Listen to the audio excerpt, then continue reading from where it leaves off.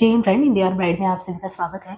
Friends, यहाँ पे देखिए आधुनिक काल के तहत हम प्रयोगवाद पर चर्चा कर रहे हैं। प्रीवियस की क्लास में हमने देखा, क्योंकि ये सीरीज करीबन हमको लग रहा है 7वां 8वां चल रहा है और अभी आई थिंक एक क्लास और भी रहेगा। इसमें क्या है कि आपके पूरे PYQ लगभग 100 PYQ हम प्रयोगवाद से रिलेटेड कराए हैं और सारे कॉन्सेप्ट भी करा रहे हैं। इसलिए आधे घंटे का ये क्लास है, लेकिन एक अच्छी खासी 5 घंटे की सीरीज हो जा रही है लगभग। लेकिन अपने आप में ये ऐसा सीरीज है कि आप पूरा देख के आश्वस्त हो सकते हैं कि प्रयोगवाद से ना कोई क्वेश्चन मुझसे बाहर जाने वाला है, ना कोई कॉन्सेप्ट जाने वाला है। आप इसका सहारा लेके स्वयं से अध्ययन कर सकते हैं और बहुत अच्छी पकड़ आपकी इस टॉपिक पे हो जाएगी। ऐसा मुझे पूरा ये है कि क्योंकि हम उतना एफर्ट डाल रहे हैं, तो मुझे ये रियलाइज है। देखिए, नरेश मेहता जो है द्वितीय सप्तक में हम देख रहे हैं तो लगभग कवियों को हमने शमशेर जी को, भवानी प्रसाद, शकुन माथुर, धनवीर भारती, रघुवीर शाह, इन सभी लोगों को कर लिया है। इनके जो रचनाएं हैं वो उन पे भी चर्चा कर ली है। बाकी दूसरे सप्तक में एक नरेश मेहता जी का, हरिनारायण व्यास जी का, दो लोगों का बच रहा था। तो नरेश मेहता जी का भी आपने संशय की एक रात देखा होगा, तो ये बहुत बार पूछा गया एग्जाम में, तो मुझे लगा कि आपको ये भी करा दें। तो आप एक तरीके से दूसरे सप्तक के कभी भी यहाँ पे इस क्लास में खत्म हो जा रहे हैं। नेक्स्ट में हम तीसरे सप्तक के जो बहुत महत्वपूर्ण कवि उन्हें ले लेंगे और क्लास भी आई थिंक एंड पे है। देखिए, नरेश मेहता का समय 1922 है और इनके रचनाएं हैं वन पाखी सुनो, बोलने दो चीड़ को। देखिए, वन के पाखी को कह रहे हैं वन पाखी सुनो, बोलने दो चीड़ को।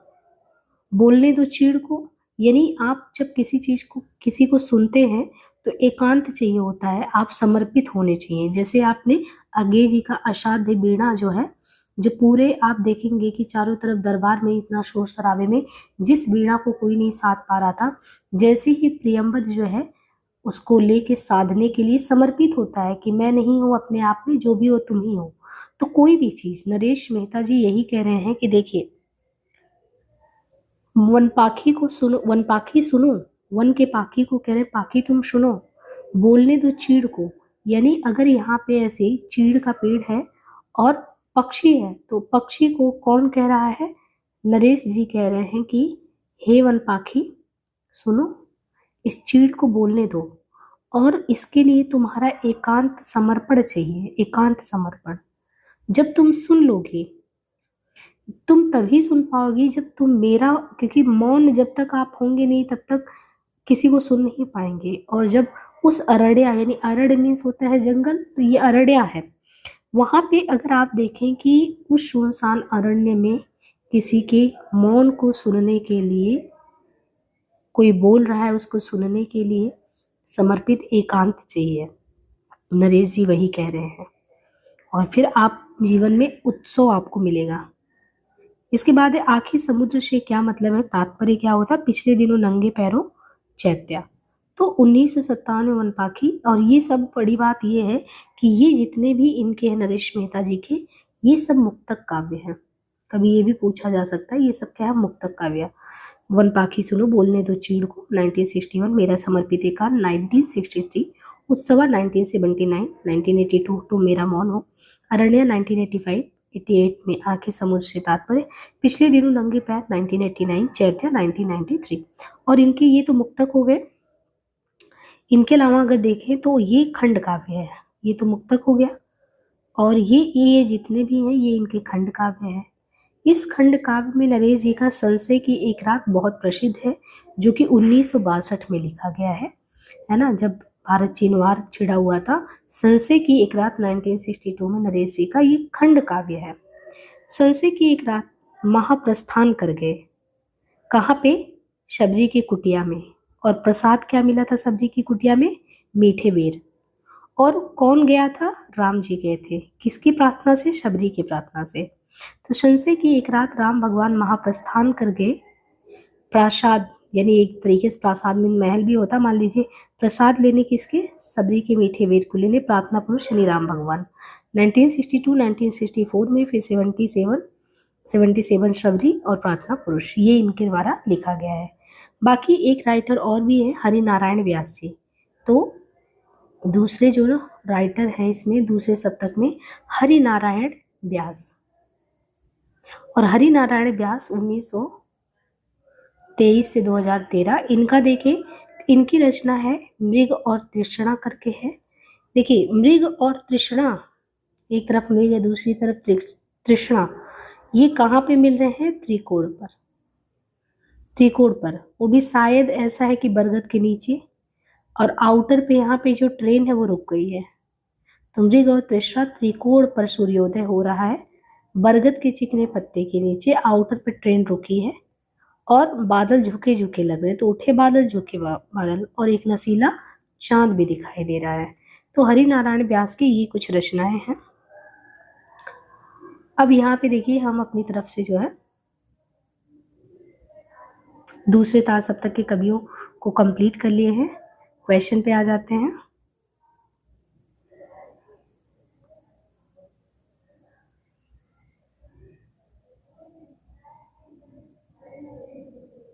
यहाँ पे हमें करना था क्वेश्चन जो है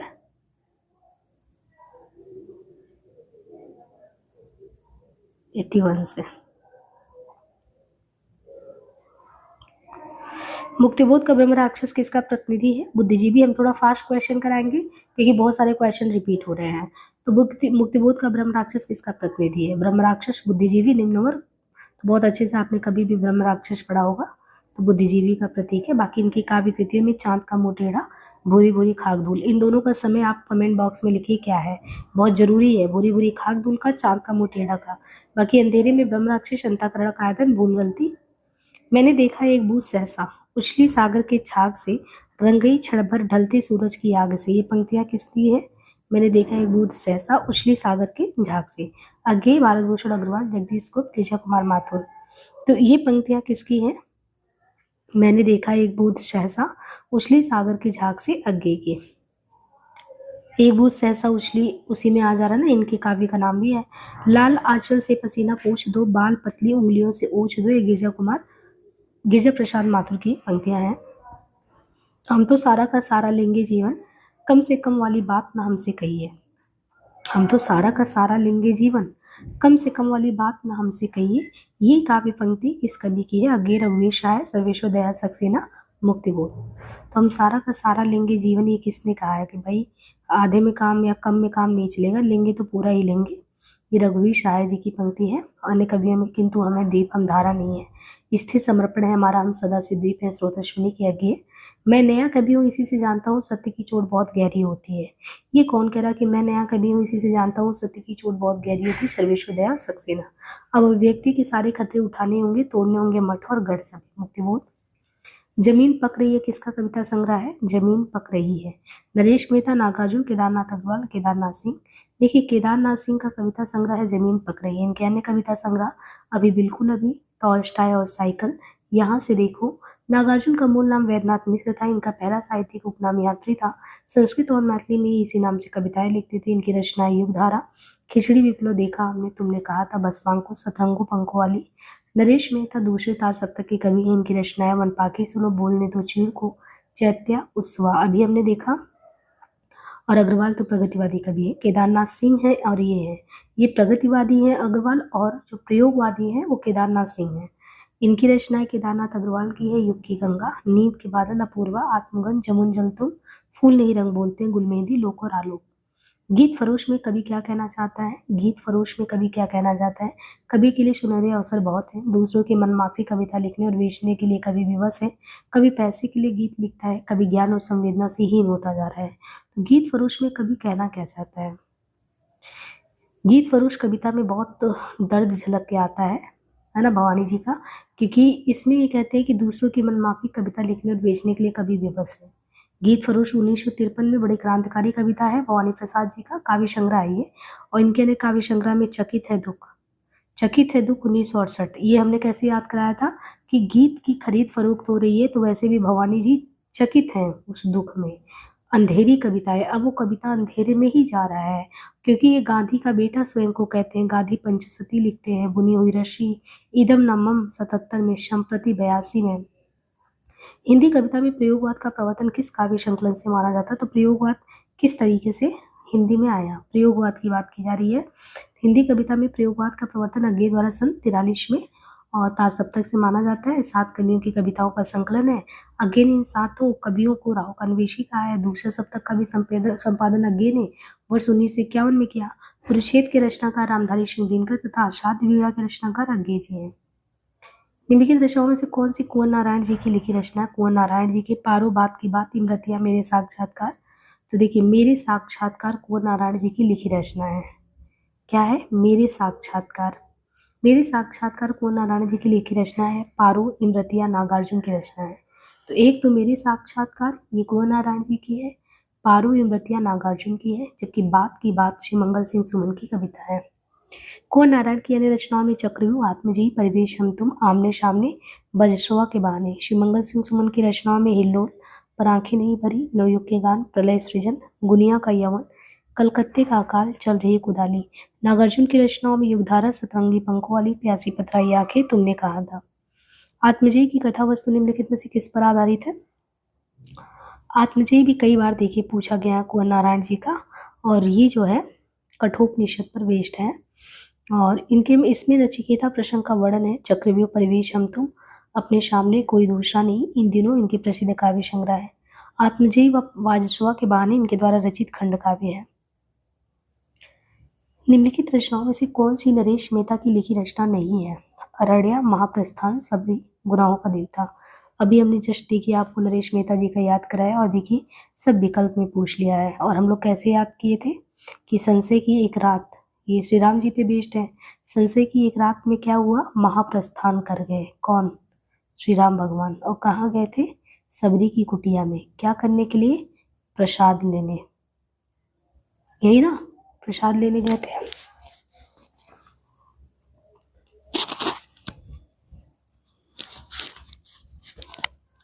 तो इस तरीके से जो है गुनाहों का देवता तो धनवीर भारती जी का है, बाकी सूरज का सातवां घोड़ा उनका है। महाप्रस्थान, अरण्या, सबरी नरेश मेहता द्वारा लिखित प्रबंध काव्य है। प्रबंध और खंड हमने दोनों देखा था, तो प्रबंध काव्य कौन सा है और खंड काव्य कौन सा है, ये दोनों ध्यान रखना है। महाप्रस्थान, अरण्या ये खंड काव्य है। यहाँ पे प्रबंध काव्य कैसे बता रहे हैं? प्रबंध काव्य, मुक्तक काव्य दो है ना। वैसे संशय की रात, इनकी अन्य रचनाओं में वनपाखी सुनो, ये सब प्रबंध है, ये सब मुक्तक है। यहाँ पे थोड़ा सा कंफ्यूजन है, क्योंकि वनपाखी सुनो, बोलने दो चीड़ को, मेरा समर्पित एकांत तो मुक्तक में है, मुक्तक, लेकिन नरेश मेहता प्रबंध में संशय की एक रात होनी चाहिए, प्रबंध का भी वो सब। महाप्रस्थान इसको देख के बताएंगे।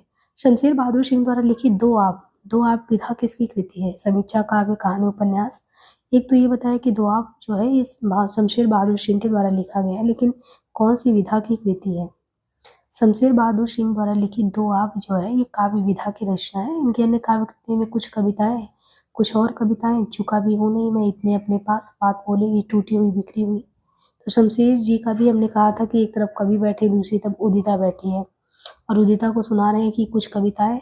फिर 1960 में, 59 में ये बोले, 1960 तक वो वेट की, फिर 61 में कह रहे मेरे पास और कुछ कविताएं हैं, फिर कह रहे चुका भी हूं नहीं मैं, और इतने अपने पास हो लेकिन अभिव्यक्त नहीं कर पा रहा हूँ, तो अभिव्यक्ति वाला भी था। फिर कहते हैं बात बोलेगी, काल ते होड़ है मेरी, टूटी हुई बिखरी हुई, है ना, सुकून की तलाश में। मछली घर, ये भी कई बार पूछा गया। मछली घर काव्य संग्रह है, इसके संपादक कौन है? लक्ष्मीकांत, दूधनाथ सिंह, धर्मवीर भारती, विजय देवनारायण शाही। तो इसके देखिए मछली घर के जो है, मछली घर जो है विजय देवनारायण शाही का है। बाकी इनके हैं साखी, संवाद तुमसे। लक्ष्मीकांत वर्मा, देखिए लक्ष्मीकांत मिश्र भी है, लेकिन ये लक्ष्मीकांत वर्मा की बात हो रही है। अतुकांत, तीसरा पक्ष तथा धनवीर भारती का अंधायुग, कनुप्रिया नामक काव्य संग्रह का संपादन भी इन्होंने किया है। गजानन माधव मुक्तिबोध की रचना चांद का मुंह टेढ़ा में कौन सी कविता संकलित नहीं है?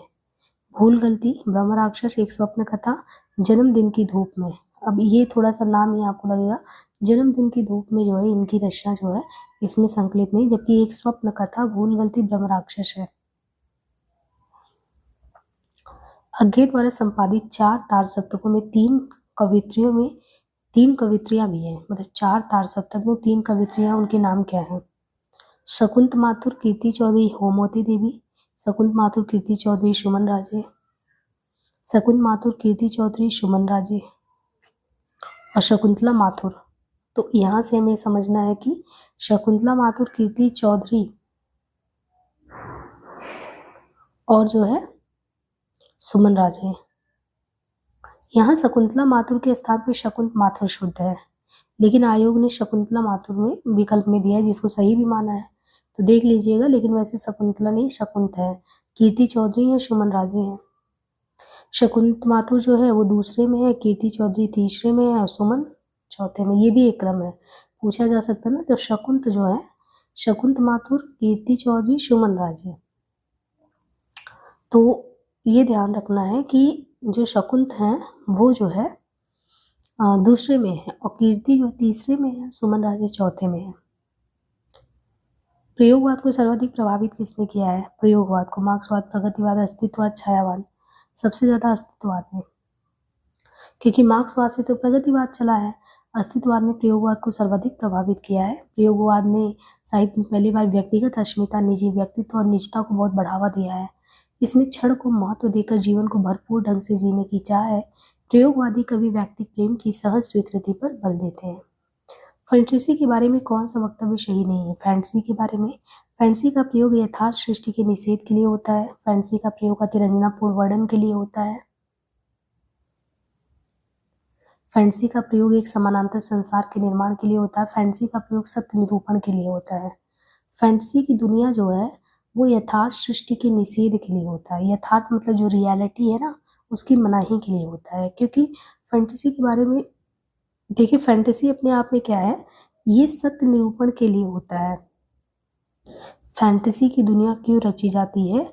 तो ये कह रहे हैं कि फैंटेसी का प्रयोग एक समानांतर संसार के निर्माण के लिए होता है, कि एक ऐसी भी दुनिया चलती है। हालांकि वो सत्य उतना नहीं, उसमें अतिरंजनापूर्ण वर्णन होते हैं। फैंटेसी में कल्पना की गई होती है, उतना यथार्थ के करीब होता नहीं है, पर सत्य निरूपित करने के लिए, दिखाने के लिए होता है। मुक्तिबोध सबसे ज्यादा इसका प्रयोग भी करते हैं। किस पुस्तक को प्रतिबंधित इनके किया गया था? विपात्र भी इनका है, एक साहित्य की डायरी है, चांद का मुंह टेढ़ा है, भारत इतिहास और संस्कृति। तो केवीएस में ये क्वेश्चन आया। मुक्तिबोध की पुस्तक है भारत इतिहास और संस्कृति को मध्य प्रदेश के जो शासन द्वारा जो है प्रतिबंधित किया गया था। और ये जो है उल्लेखनीय है कि ये जो है भद्रता और नैतिकता के विरुद्ध ठहराई गई इस पुस्तक पर मध्य प्रदेश न्यायालय में मुकदमा चला था, जिसका निर्णय था इसके 10 आपत्तिजनक अंशों को हटाकर इसे फिर से प्रकाशित किया जा सकता है। लेकिन कितने? इस पे आपत्तिजनक अंशों को हटाने की बात की गई थी, वो भी 10। इस पुस्तक की भूमिका में मुक्तिबोध ने लिखा है कि यह इतिहास की पुस्तक है नहीं, नाम भले है, इस अर्थ में कि समानता इतिहास में राजा, युद्ध और राजनीतिक उलटफेरों का जैसा विवरण रहता है वैसा इसमें नहीं है। युद्धों और राजवंशों के विवरणों में नाटक कर मैंने अपने समाज और उनकी संस्कृति के विकास पथ पर अंकित किया है। तभी गवर्नमेंट ने हटाया होगा, क्योंकि सच तो गवर्नमेंट नहीं चाहेगी सामने आएगा। प्रियम्बल जो है कविता से संबंधित है। प्रियम्बल के बारे में हमने पहले भी बताया, समर्पित एकांत वाले में। अज्ञे द्वारा जो अशांति बीड़ा है उसमें प्रियम्बद है। और कितनी नाव में कितनी बार, अज्ञे जी की रचना। आंगन के पार द्वार, इंद्रधनुष रौदे हुए। जबकि ब्रह्म राक्षस मुक्तिबोध द्वारा तथा प्रलय की छाया तथा कामानी प्रसाद द्वारा। प्रयोग अपने आप में इष्ट नहीं है, वरन वो साधन है। ये कहना किस वाद में है, किस वाद से जुड़ा है कि प्रयोग अपने आप में इष्ट नहीं वरन वो साधन है? देखिए, ये कहना किसके द्वारा है? वो कथन प्रयोगवाद से संबंधित है। ये कहना अज्ञे ने दूसरे सप्तक की भूमिका में लिखा कि प्रयोगवाद का आरंभ सन 1943 में सच्चिदानंद हिरानंद वात्स्यायन अज्ञे के संपादकीय में प्रकाशित तार सप्तक से माना जाता है। तार सप्तक में कुल 7 कवि संग्रहित थे, जिनका विवरण है अज्ञे, रामविलास शर्मा, मुक्तिबोध, प्रभाकर माचवे, नेमिचंद जैन, गिरिजा कुमार माथुर, भारत भूषण अग्रवाल। एक दूसरे से भिन्न भिन्न नए नए विचारों एवं रचना शैलियों के जो 7 कवि प्रयोगवाद के कवि के रूप में प्रसिद्ध, उनकी कविताओं के संग्रह का सही नाम क्या है? तार सप्तक। रामविलास शर्मा अज्ञे, मुक्तिबोध, गिरिजा कुमार माथुर, भारत भूषण अग्रवाल, प्रभाकर माचवे, नेमिचंद जैन। प्रयोगवाद का जन्म छायावाद और किसकी रूढ़ियों की प्रक्रिया में हुआ था? प्रयोगवाद का जन्म जो है छायावाद और प्रगतिवाद की रूढ़ियों की प्रक्रिया में हुआ था। 1918 से 36 के कालखंड को छायावाद के नाम से जाना जाता है। सन 1936 से 43 तक के कालखंड को प्रगतिवाद के नाम से, 1943 से 53 तक के कालखंड को प्रयोगवाद के नाम से। तो 18 से 36 छायावाद, 36 से 43 प्रगतिवाद, 43 से 53 प्रयोगवाद। भवानी प्रसाद मिश्र की कविताएं किस सप्तक में है? भवानी प्रसाद मिश्र की कविताएं दूसरे सप्तक में संग्रहित है। दूसरे सप्तक का प्रकाशन वर्ष 1951 है। बाकी ये सहजता के कवि कहलाते हैं। इनकी चर्चित कविताएं हैं कमल के फूल, सतपुड़ा के जंगल, माड़ी की दीनता, टूटने का सुख, गीत फरोश। कौन सी काव्य कृति गिरजा कुमार माथुर की नहीं है? नास और निर्माण, छाया मत छूना, शिला पंख चमकीले, बुनी हुई रस्सी। तो कौन सी काव्य कृति गिरजा कुमार माथुर की इसमें नहीं है? बुनी हुई रस्सी गिरजा कुमार माथुर की रचना नहीं है, कृति भवानी प्रसाद मिश्र की है, बुनी हुई रस्सी। जबकि नास और निर्माण, शिला पंख चमकीले, छाया मत छूना, साक्षी रहे वर्तमान, पृथ्वी कल्प, ये गिरजा कुमार माथुर की काव्य कृतियां हैं। धर्मवीर भारती की काव्य कृति कनुप्रिया में किसका वर्णन है? तो ये पहले भी जिक्र हुआ है कि कनुप्रिया जो है राधा और कृष्ण के प्रेम से संबंधित है। तो इसमें राधा के नवीन रूप का वर्णन है। इस काव्य में राधा और कृष्ण के प्रेम का चित्रण किया गया है। धर्मवीर भारती मूलतः प्रेम के कवि हैं और इनकी प्रमुख रचनाएं भी हैं ठंडा लोहा, अंधा युग, कनुप्रिया, सात गीत वर्ष, देशांतर। हमें प्रयोगवादी कहना उतना ही सार्थक है, निरर्थक है, जितना हमें कवितावादी कहना। प्रयोगवाद के संबंध में किसने कहा? गे जी, मुक्तिबोध, लक्ष्मीकांत वर्मा या कुंवर नारायण। तो इसमें से ये क्वेश्चन पहले भी आया हुआ है और ये किसने क्लियर कर दिया था कि हमें कवितावादी ये चीज़ें अंग्रेजी जी ने, क्योंकि तार सत्य की भूमिका भी लिखते हैं और जब आरोप लगता है तो इसे खारिज भी कर देते हैं। वो तो इतना भी नहीं था कि प्रयोगवाद को प्रयोगवाद कहा जाए। कविता में कहने की आदत नहीं, पर कह दो, वर्तमान समाज में मैं चल नहीं सकता, पूंजी से जुड़ा हुआ हृदय बदल नहीं सकता। ये पंक्तियां इनमें से किस कवि की है? देखिए कितनी क्रांतिकारी बात है। कविता में कहने की आदत नहीं, पर कह दूं वर्तमान समाज में मैं चल नहीं सकता, ये कौन कहेगा? नागार्जुन, मुक्तिबोध, त्रिलोचन शास्त्री, सुदामा प्रसाद, पांडित धूमिल। एक से बढ़ के एक क्रांतिकारी कवि है ये, लेकिन मुक्तिबोध जी कह रहे हैं अंधेरे में कि अब अभिव्यक्ति के सारे खतरे उठाने होंगे, तोड़ने होंगे मठ और गढ़ सभी। तो इसमें ये कहा गया था कि ये जो है, ये पंक्ति इनमें से किस कवि की है? मुक्तिबोध। निम्नलिखित में से कौन सा काव्य संग्रह वासनाज्ञेय का नहीं है? हरी घास पर चढ़कर, बुरी बुरी खाक धूल, इंद्रधनुष रौदे हुए थे और इत्तलम। तो कौन सा इनका नहीं है? अज्ञेय का पूछ रहा है। हाँ, अज्ञेय का पूछा जा रहा है। तो बुरी बुरी खाक धूल और चांद का मुंह टेढ़ा, इनका हमने समय भी पूछा है, कमेंट बॉक्स में बताइए। एक तो आप लोग, मैंने देखा है अच्छे क्लास होते हैं फिर भी प्रतिक्रिया नहीं देते हैं। क्लास बहुत कम लोग, मतलब मुझे नहीं लगता मेरे क्लास में कुछ भी फालतू चीज़ें होती होंगी। आप एक घंटा किसी का क्लास लें, अगर कोई बहुत डेडिकेटेड व्यक्ति है और पहले से उसने पढ़ रखा है तो लास्ट टाइम रिवीजन के पर्पज से एक भी फालतू चीज़ नहीं होता है। नहीं, मैं बहुत बार कहती हूँ लाइक शेयर सब्सक्राइब करो, क्योंकि मुझे पता है कि एज ए स्टूडेंट आपको अपनी पढ़ाई किस तरह करनी चाहिए। तो इसमें आपको टू द पॉइंट है, बिना लाग लपेट के। तो अगर कभी क्वेश्चन का आंसर पूछे, अगर आपको पता हो तो डेफिनेटली देना चाहिए। अगर आप चाँद का मुंह टेढ़ा, बुरी बुरी खाक धूल का बताएंगे तो इससे क्या होगा? ये बहुत महत्वपूर्ण है, बार बार रिपीट हो रहे हैं क्वेश्चन। ये अज्ञेय का काव्य संग्रह नहीं है बल्कि मुक्तिबोध जी का है। और शेष हरी घास पर चढ़कर 1949, इंद्रधनुष रौदे हुए थे 57, इत्तलम 46 अज्ञेय के काव्य संग्रह है। इनके अन्य काव्य संग्रह में कौन से हैं? भंगदूत, चिंता, बावरा हेरी, अरियो करोड़ा प्रभा में, आंगन के पार द्वार, कितनी नाव में कितनी बार। इनमें से कुंवर नारायण का काव्य संग्रह है।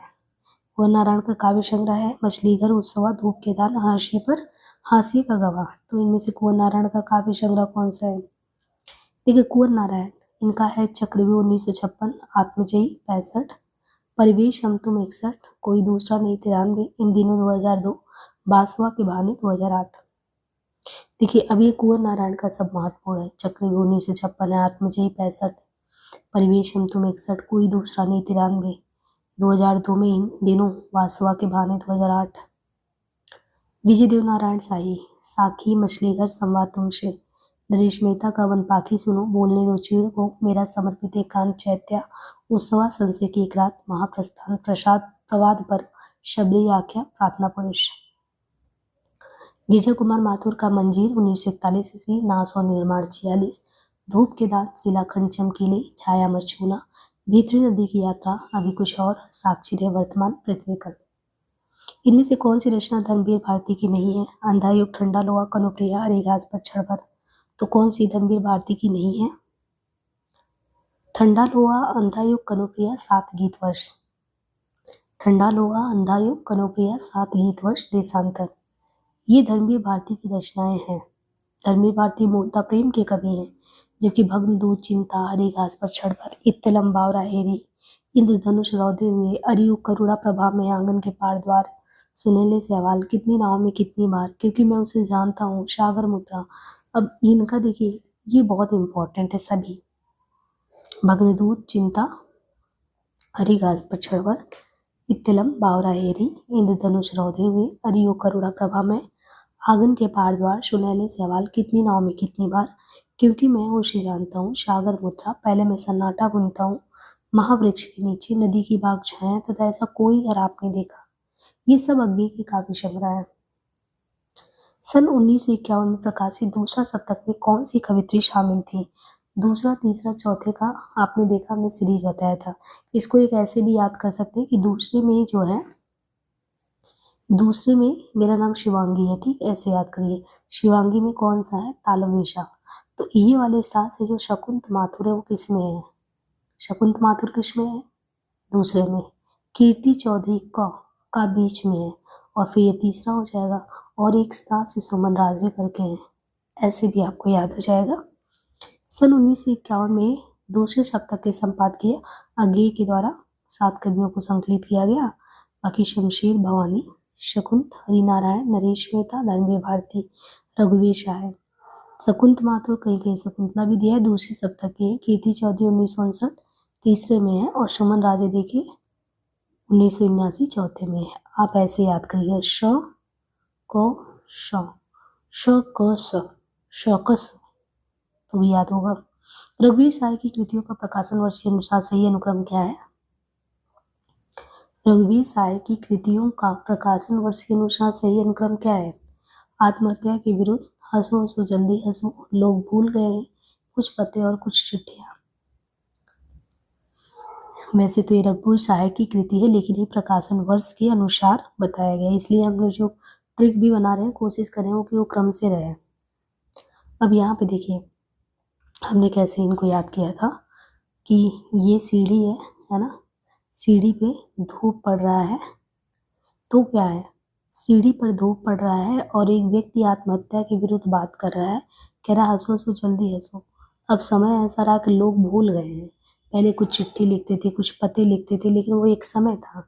तो ऐसे में क्या हो, मान लो आपको समय नहीं याद है, लेकिन आपने ट्रिक भी कुछ ऐसे इमेजिन किया कि एक आदमी है, छत पे बैठा है, सीढ़ी पे धूप ले रहा है, ठंड का समय, और आत्महत्या के विरुद्ध वो सोच रहा है और हंस भी रहा है, कह रहा है हंसो हंसो जल्दी हंसो, क्योंकि अब तो लोग भूल गए हैं, कुछ पते कुछ चिट्ठियां, एक समय था जब लोग याद करते थे। घोर अहमनिष्ठ व्यक्तिवाद किस काव्यधारा की विशेषता है? घोर अहमनिष्ठ, छायावाद, प्रयोगवाद, प्रगतिवाद, इनमें से कोई नहीं। घोर अहमनिष्ठ व्यक्तिवाद प्रयोगवादी धारा की विशेषता है। आदर्श के स्थान पर यथार्थ में नीति, व्यंग और विद्रोह को प्रयोगवाद ज्यादा निकट प्रकट करता है। प्रयोगवादी कविता में कवियों की मानसिकता की पृष्ठभूमि में, यानी इसमें आप देखें प्रयोगवादी कविता में कवियों की जो है मानसिकता की पृष्ठभूमि में द्वितीय विश्व युद्ध के अभूतपूर्व नरसंहार से उत्पन्न सभी प्रकार के जो है आदर्शों से मोहभंग का बोध है। इसमें अस्तित्ववादी चिंतन में घोर अहमनिष्ठ व्यक्तिवाद का भाव लेकर साहित्य सृजन किया गया है।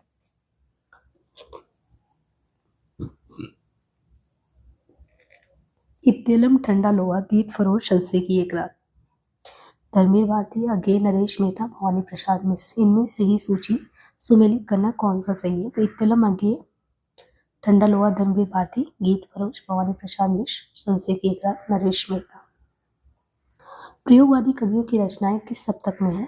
प्रयोगवादी तार सप्तक, तीसरा सप्तक, दूसरा सप्तक, चौथा। प्रयोगवादी कवियों की रचनाएं तार सप्तक में संग्रहित है। हिंदी में प्रयोगवाद का प्रारंभ सन 1943 में अज्ञेय द्वारा संपादित तार सप्तक के प्रकाशन से। तार सप्तक के कवि नेमीचंद जैन, गजानन माधव मुक्तिबोध, भारत भूषण अग्रवाल, गिरिजा कुमार माथुर, अज्ञेय, रामविलास शर्मा, प्रभाकर मार्च में है। राष्ट्रगीत में भला कौन वो भारत भाग्य विधाता है, फटा सुतन न पहने जिसका गुण हर चरण गाता है, हर चरना गाता है। ये पंक्तियां रघुवीर शाह, केदारनाथ सिंह, नागार्जुन, दिनकर, किसकी है? उपयुक्त पंक्ति रघुवीर शाह की अधिनायक कविता की है। रघुवीर शाह जी की अधिनायक कविता की है। रघुवीर शाह, सर्वेश्वर दयाल सक्सेना, केदारनाथ सिंह जैसे कवि सामाजिक यथार्थ की ओर उन्मुख हुए। सामान्य से सामान्य और परिचित से परिचित स्थिति में कुछ ऐसा देख लेना है कि वह पहली बार में ही मार्मिक लगे। रघुवीर सहाय की अचूक क्षमता है, लेकिन इस क्षमता का उपयोग वे अधिकांशतः मन की गहरी परतों को उगाड़ने या व्यंग विनोद में ही करते थे। हरि वो करुणा प्रभा में धूप के दान, खुशबू के शिलालिंग, चांद का मुंह टेढ़ा है, मुक्तिबोध अज्ञेय गिरजा कुमार माथुर, भवानी प्रसाद मिश्र।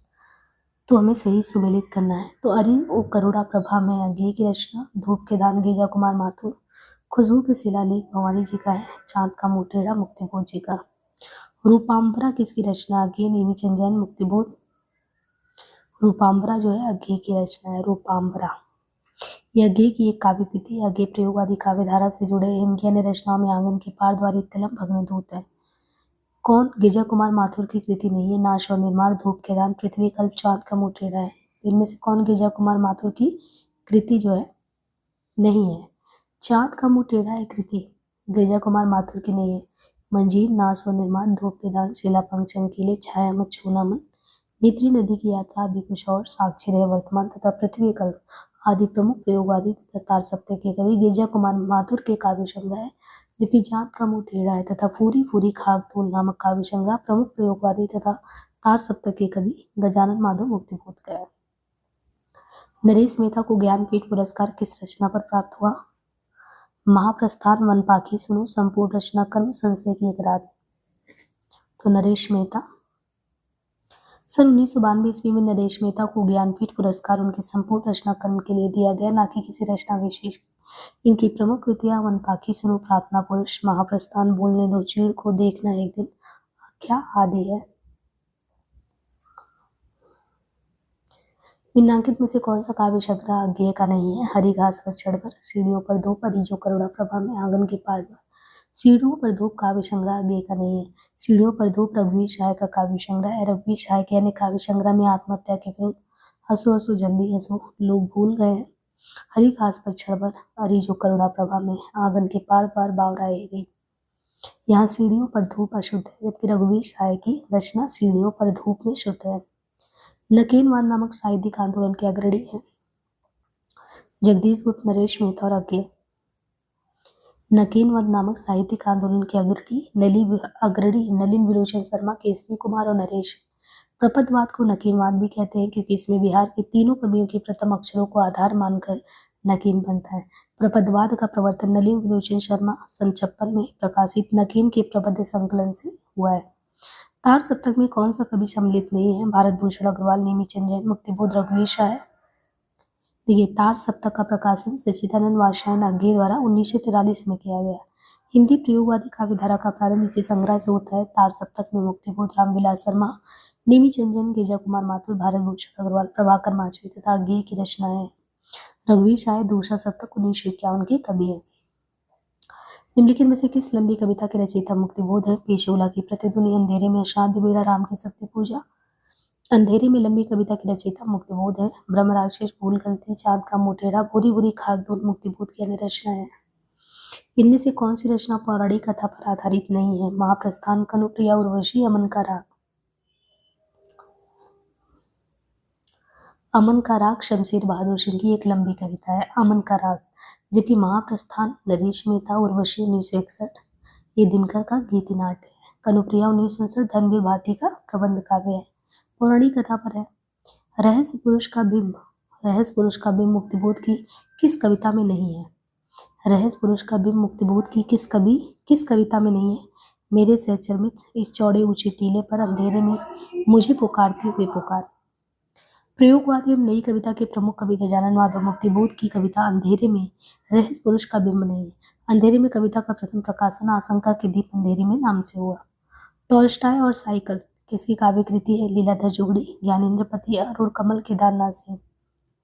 टॉल्स्टॉय और साइकिल केदारनाथ सिंह की रचना है। इनके द्वारा लिखित अन्य रचनाएं बाघ, लंबी कविता, यहाँ से देखो, बनारस कविता।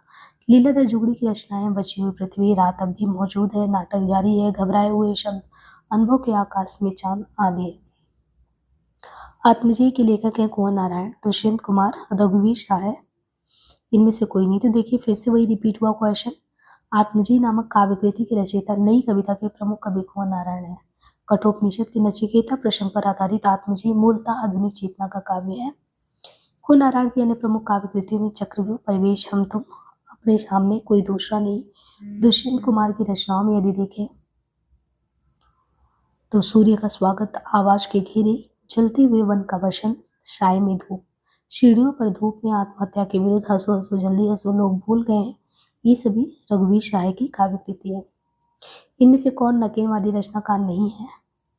नलिन केसरी नरेश केदारनाथ सिंह। तो कौन नकेनवादी रचनाकार नहीं है? तो नकेनवाद जो है प्रयोगवाद के साथ साथ चलने वाली काव्य धारा है। यह स्वतंत्र आंदोलन के रूप में 1956 ईस्वी में सामने आया। इसका दूसरा नाम प्रपदवाद भी है। इसके संस्थापकों में 3 लोग हैं, नलिन, विलोचन शर्मा, केसरी कुमार नरेश, और तीनों लोग बिहार से हैं।